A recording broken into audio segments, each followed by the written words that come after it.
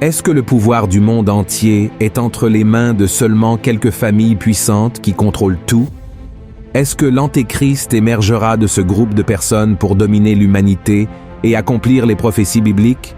Je parle des Illuminati, une société secrète qui est née en Allemagne en 1776, et dans la vidéo d'aujourd'hui, nous allons découvrir ce qui se cache derrière ce groupe, quels sont les symboles qu'ils utilisent et les raisons qui nous font penser que tout pourrait être lié aux prophéties de l'Apocalypse. Mais avant de commencer, je tiens à vous demander de vous abonner à ma chaîne, car chaque jour, je veux vous aider dans votre cheminement avec Dieu. Alors cliquez sur le bouton ci-dessous pour vous abonner et activez la cloche qui apparaîtra à côté, d'accord? Alors, commençons. Selon les croyances, le groupe des Illuminati a été créé dans le but d'établir un nouvel ordre mondial en unissant les pouvoirs politiques, économiques et religieux. Le 1er mai 1776, 5 hommes se sont réunis dans une ville du royaume de Bavière, aujourd'hui en Allemagne, et ont fait un pacte pour créer une société secrète. Cette société s'appellerait les Illuminati, et le leader de ces 5 hommes était l'avocat Adam Weishaupt. Il était influencé par les idées des Lumières et voulait créer un nouveau monde basé sur la connaissance et l'éducation. Pour cela, il a proposé quelque chose de grandiose. Les peuples de toutes les nations devraient s'unir dans une seule croyance et créer une forme de gouvernement unique, connue sous le nom de Nouvel Ordre Mondial. Depuis lors, cette idée a influencé de nombreux penseurs et artistes de diverses manières. Et un excellent exemple en est le chanteur John Lennon, qui a écrit la chanson que nous connaissons tous, Imagine, où l'artiste demandait d'imaginer un monde sans nation, religion et guerre. La caractéristique la plus marquante des Illuminati est la manière intéressante de manipuler les personnes, surtout les plus riches, intelligentes et puissantes. La preuve en est qu'un peu de temps après sa création, le groupe des Illuminati comptait déjà des milliers de membres dans toute l'Allemagne, ce qui a conduit le gouvernement à persécuter ces personnes et à les emprisonner sous l'accusation de conspiration contre la patrie. À l'époque, un décret a été signé interdisant la création de sociétés secrètes dans le pays et les Illuminati ont été déclarés éteints. Mais soyons honnêtes, frères, comment le gouvernement allemand pourrait-il garantir qu'une société secrète, impliquant autant de personnes riches, puissantes et intelligentes, s'éteindrait simplement parce qu'une loi avait été créée contre elle? Il est beaucoup plus facile de croire que ces groupes se sont encore étendus et sont aujourd'hui présents partout dans le monde, cherchant à accomplir leur objectif d'unifier le monde et de conquérir le contrôle absolu de la planète. Selon les personnes qui croient en l'existence de ce groupe secret, l'influence des Illuminati aux États-Unis a été si grande que plusieurs de leurs symboles sont imprimés sur le billet d'$1.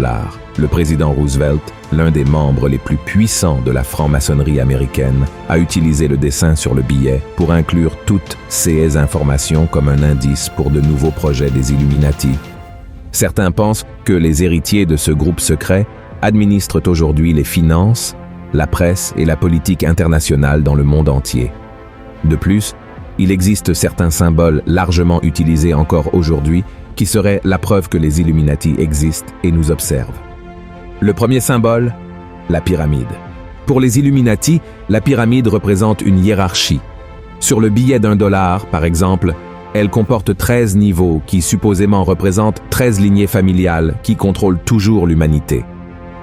Beaucoup croient que 99% de la population mondiale est dirigée par 1% qui détient toutes les formes d'information et de pouvoir.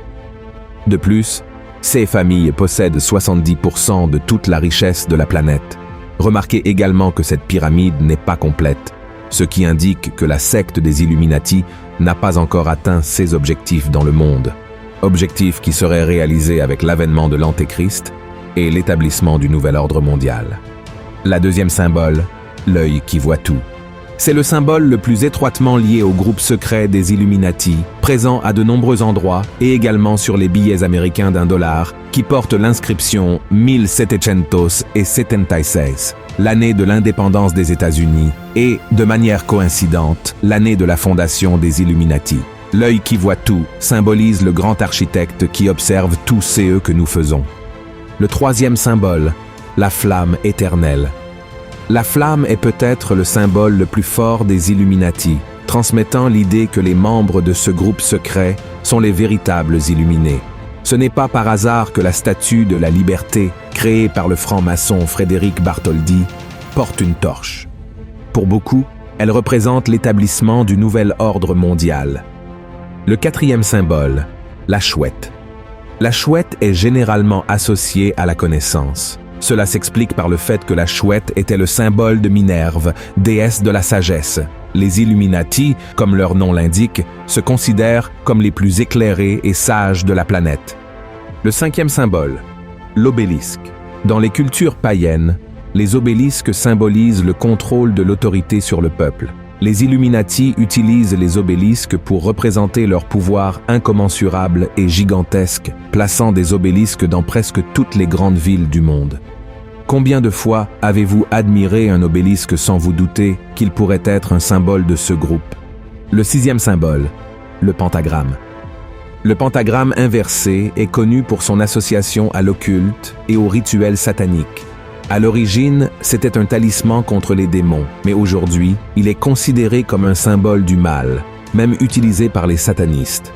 En 1791, le président des États-Unis, George Washington, a engagé le franc-maçon Pierre-Charles l'Enfant pour concevoir la capitale du pays, Washington, D.C. Sur la carte de la ville, on peut remarquer une version du pentagramme à l'envers. Le septième symbole, le nombre 666. Le nombre 666 est le nombre ou la marque de la bête associée à l'Antéchrist et est utilisé par de nombreuses personnalités publiques comme un hommage aux Illuminati.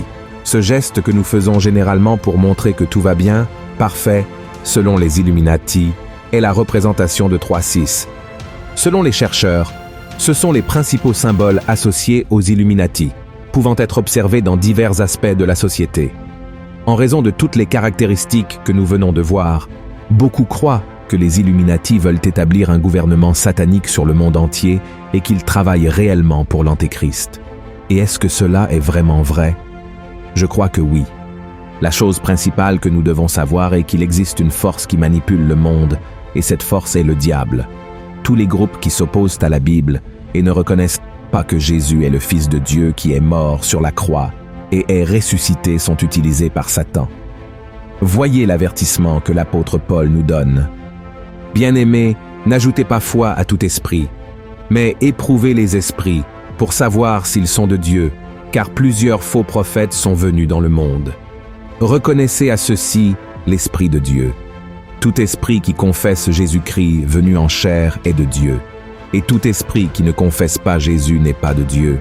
C'est celui de l'Antéchrist, dont vous avez appris la venue, et qui maintenant est déjà dans le monde. Cela montre que l'organisation qui manipule le monde entier n'est pas humaine, elle est spirituelle. Le diable utilise simplement les gens pour accomplir ses plans.